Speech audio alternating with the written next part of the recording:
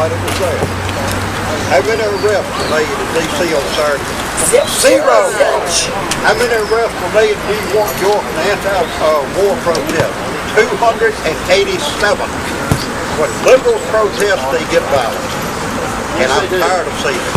Just to touch on what you said about it being clean when we left, I have a buddy who works for the Capitol Police, and he was there. We were there.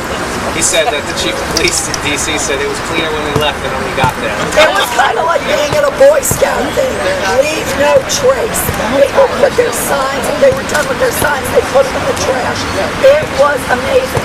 There was a woman who lost her keys. They were found instantly. There was a child that was lost. The speakers got up, they stopped everything. They announced what the child looked like, what he was wearing, and the crowd was absolutely silent while that child was located and sent to a police officer. And that happened twice. And there was also a woman who lost her husband. Imagine that with the angry mob. There was no angry mob.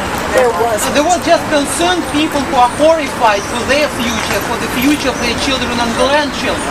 And they were there with no central leader. Yeah. And they were there because they paid to be there. That's right. I mean, to be quite frank with you, I have never been so frightened my entire life like I am now. Even in Soviet Russia, I was not so frightened. It feels like, you see, the country has been hijacked. Or it was some kind of coup d'etat, you know, silently crawling in and taking or paralyzing all internal mechanisms. Yeah. And you know, all these tsars, that's precisely what Hitler has done. He created the outer structure and then collapsed the internal one, and here we are. No, it started before Obama. It's not, exactly. Oh yeah, it is. But he actually put it to the head. He accelerated the process. The process has been going down here for a long time. Look, for example, what they have done. Political corruption. What is it? It is when you cannot stand up and fight for your principles. You can't even raise your voice saying this is wrong or this is right. You can't do it anymore because you will disuse, right? For 20 years of this political correctness landed us all here. And it was done on purpose. It's just one of the elements of a bigger scheme. At least that's how I feel. You know, I might be wrong. And there is a difference between socialism, for example, and fascism. And I will tell you what it is. Socialism is when the means of production belong to the state. Factories, right? Factories, plants, everything else. But there is one small but. Nobody owns anything. Because in socialist state, there is no property law. We didn't have it. We did have privileges, but nobody owned anything. So my difference, from example, as a floor sweeper to the minister will be that he will have more privileges than I do. But everybody has to work. If you don't work, you don't eat. It was the principle of socialism. Now if we move a little bit to the different stage and have a look at definition of fascism, it is, what is it? It's a creation, a merger of power and money, and creation of corporate state. Mussolini corporate state. Creation of one-party system. It's when the pendulum doesn't really move a lot, right? This was one, everybody wanted the change, you can believe in, and see what we have. The same thing, move it. Right? You're mistaken if you think they want to stop with socialism. No, this is fascist. That's exactly what I'm saying. This is fascist. Then attack on liberties, attack on freedoms, and the most important of all, attack on conservative movement. What is conservative movement? It is the foundation of each society. Right? It's family, take care of elderly people, right? Care, empathy to each other, love. And look what they're doing. They're destroying. Once you take the morals of society, society collapses. Right. That's what's happening right now, in front of our eyes.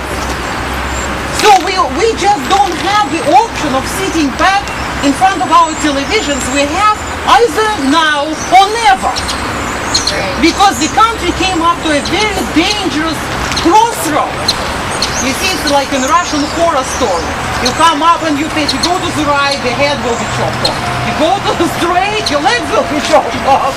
You see, there is no way back. We don't have this luxury anymore. Well, under the Constitution, the government does not have the authority to set the course for this nation. We the people do. That's right. And it's time that we stand up against the Washington Empire, just as our founders stood up to the British Empire. I'd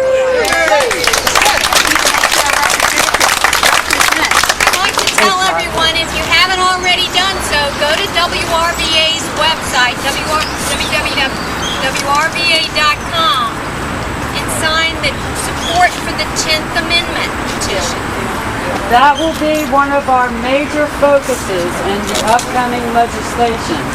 Campaign for Liberty will be fighting for this with everything in our being, and networking and reaching out to all of you who I know will be right there with us. We plan to be there on the first day of session with a cover letter and contact information. If any of you are organizational leaders, please try to be there with us with the letters or even individuals. Take a letter with you with your contact information.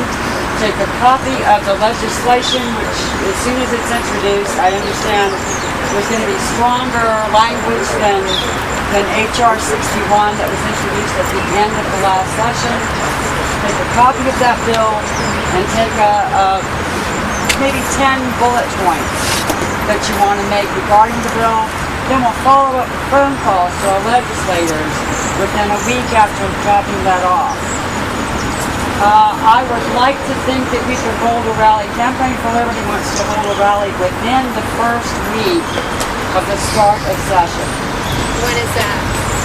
Session starts the second Wednesday in January. I don't have the date in my mind, but it's the second Wednesday in January. I'm really kind of thinking maybe Friday afternoon. Do you have a That's Friday website for afternoon. people to refresh? Because you see, God only knows what will happen before now in January. Well, if you That's belong all to they know. any of the Tea Party groups, or if you belong to any of the other patriot groups, you will get that information We because I surround them, network with all of them. We surround them, Richmond, they have... If you don't find it anywhere else, you'll find it on Campaign for Liberty, Yeah, take a... on the Virginia State page. Yeah. Since the crowd has doubled since you started, would you reintroduce yourself and the other gentlemen? Yes, I will. I'm Donna Holt. I'm the state coordinator for Campaign for Liberty National Organization, and I am the president and executive director for our Virginia Campaign for Liberty. I have here with me our Chesterfield County coordinator for Campaign for Liberty, Rick Michael. And I want to thank all of you who have just come since we started speaking here for joining us. If you have not signed the petition, it's making its way around. There it is in the air. Please sign the petition. We want to have every petition signature we can before I take those in. For those of you who did not hear the update, we now have 287 co-sponsors in the House, only 3 congressmen away from a 2/3 majority, which could force it out of committee. So if we can get 3 more congressmen on, we can discharge committee and get this thing on the floor for a vote as a standalone bill. We have 24 co-sponsors, which is almost 1/4 of the Senate. Hopefully by the end of the day, we can make that 1/4. And already one Virginia senator has already signed on to Senate Bill 604, Jim Webb, and now it's just a matter of getting the other one to sign on as well.